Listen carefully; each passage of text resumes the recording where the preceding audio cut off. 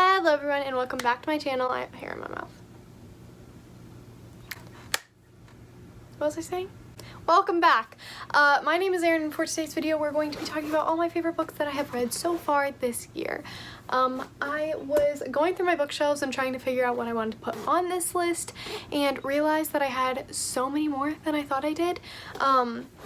Because I've had a very good reading year in the way of I've read a lot of books and I've read a lot that I've really enjoyed, but not a ton that I would consider new favorites, which has been a huge bummer. So I wasn't really expecting to have that many, but I have 6 books. Yeah, 6 books to talk about that I am excited to talk about. I don't have anything else to say. Let's get started. The first one, these are in no particular order. When it comes time to do this at the end of the year, it's going to be incredibly difficult for me. But for now, I'm not putting that pressure on myself.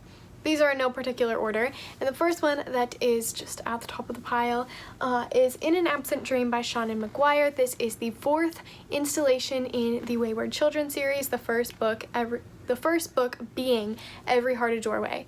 I have given this entire series either 4 or 5 out of 5 stars, and it was really hard for me to settle down on which one was actually my favorite, but I ended up choosing In an Absent Dream simply because this is the world that makes the most sense to me, and Lundy is the character that I related to the most.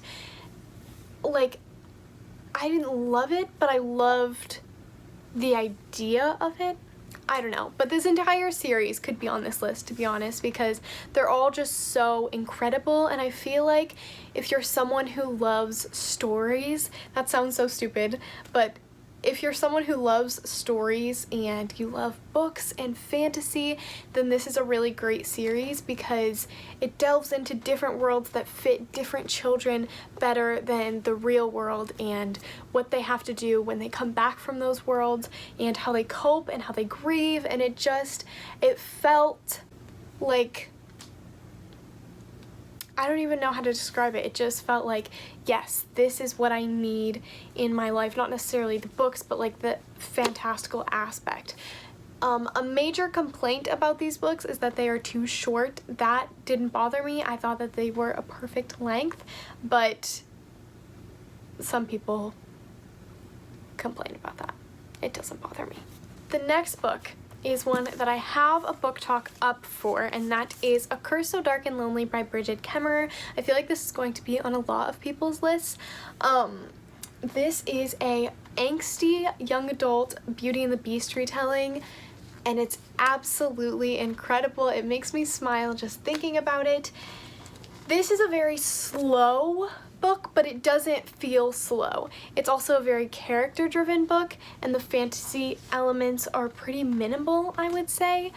But again, like, I love fantasy, and this just felt so fantastic and incredible, and I love the characters in this.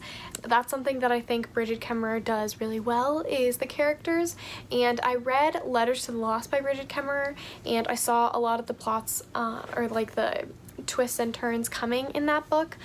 But with this one, I feel like she does add quite a bit of surprise, and I didn't really see a lot of it coming, which I really liked. I think I gave this book like a 4.5 out of 5 stars. But it's honestly incredible. I annotated it, and I love this book. I cannot wait for A Heart So Fierce and Broken to come out. I am just so freaking excited. This book is absolutely incredible, and Gray is my love. That's all I have to say. So, thank you for coming to my TED Talk. The next book that I have to mention, another one that I have a book talk up for, and that is Into the Drowning Deep by Mira Grant. I annotated this one even more. I literally annotated the crap out of this one. This is a science fiction horror thriller novel about mermaids. So, like, this is not something that, based on the like genres and everything, I thought I would enjoy, but the synopsis really intrigued me, and I just knew it was gonna be a book I enjoyed. I think I gave this another 4.5 out of 5 stars just because there were a couple problems with it. I will, if you want to know what those are, I discussed them in my review, so I will try and link that, but this is absolutely incredible. It's set on a boat. It's about these people, a bunch of scientists who go out into the Mariana Trench, and they are looking for mermaids because there was a previous voyage sent out to make a mockumentary, which is like a documentary, but like it's not certain that whatever they're looking for is real. So like Bigfoot or the Loch Ness Monster or aliens, like different things like that. Area 51. But they were doing a mockumentary on mermaids, and the ship came back, but nobody else did. And it's incredible. It's not so scary that like you won't be able to sleep at night, because I am a huge baby. Like I can't watch scary movies at all. But this was incredible, and not enough people talk about it, but it is like getting more popular. This is an adult book, by the way, in case you didn't know, and there's also such a diverse cast of characters. I believe there are people who are biracial in here. There are people of different sexualities, and there's a deaf scientist aboard. There's a couple of them, and so ASL is talked about a little bit in here. And also just the science in this book is so incredibly intriguing. Like you would think that if someone drones on and on and on about science, it would be boring, unless you're a scientist and that's something that like you're typically interested in. Science is not something like that I'm like, oh yes, science. But when they were talking about all of the different technology that they were using and what different things did and why and how it all worked, like it was just so intriguing, and I absolutely loved it. So please read this. It's absolutely incredible. I could go on and on and on about it, but I probably shouldn't. The next one is a poetry collection, and I figured I should just kind of diversify my list a little bit, and I would talk about my favorite poetry collection, and that is Her Volume 1 by Pierre-Alex Gentil.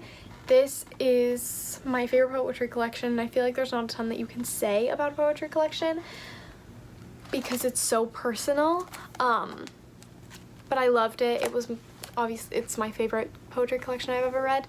It's incredible, and I feel like it's very simplistic, but it just really quickly makes you feel things, so I really appreciated that. There's also some really pretty art in here, and it's different from like the Ruby Core kind of style, I would say. So I absolutely loved this one, and I feel like more people should talk about it because it deserves a lot more love.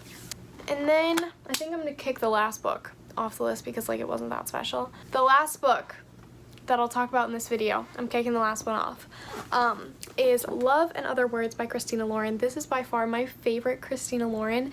This one is a lot more like wholesome, I would say, than their other books. Like their other books are just kind of like fun romances, not to say they don't deal with like serious topics, but this one deals a lot with like more or like darker themes, I would say, and it's two timelines. So one of them is this girl and the love interest growing up and becoming friends, and possibly more than that, but they don't get to see each other that often, so like how realistic is it, and like what causes them to fall away from each other.